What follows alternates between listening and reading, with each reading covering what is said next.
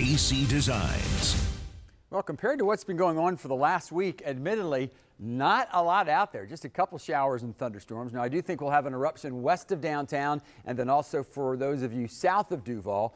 We'll check out that in a second. For now, let's take a look at the temperatures. You bet, without the thunderstorms, that means the heat has lingered. Most of us are in the 90s still late this afternoon, or do you call it the early part of the evening?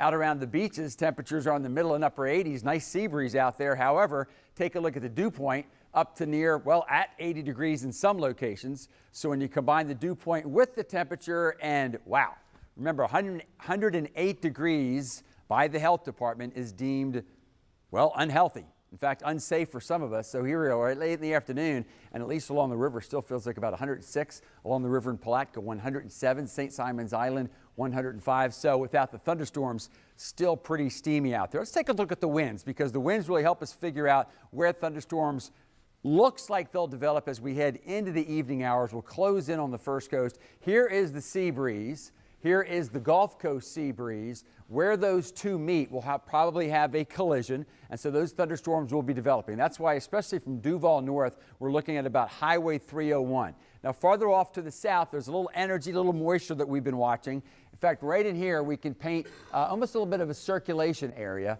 and that's going to work toward the north. That's why I think later on this evening, you folks, at least in Flagler, southern St. Johns, and Putnam County, will see some thunderstorms, but at least that looks like that's going to be a few hours away. Here's another way to look at it. Now, this is just a computer model presentation, but watch the complex of thunderstorms along Highway 301 and to the west, and if that activity from the south does blow up, we could have quite a complex of thunderstorms over portions of Putnam County, Union, Bradford, and then over there in Alachua County, and then gradually working on toward I-75. So it could be for you folks out toward I-75. Thunderstorms linger through the night. Then tomorrow, a shift in the weather pattern, and that is overall, yes, we'll have the sea breeze, won't go quite as far inland. We'll have a little more energy coming at us from the southwest. It's going to be a little cooler aloft, and so thunderstorms by 5 p.m. I think a little more along, instead of Highway 301, I-95. Now, it could be for those of you east of I-95, not much happens, whereas along and west of I-95, late tomorrow and tomorrow evening, you might even have a couple rounds of showers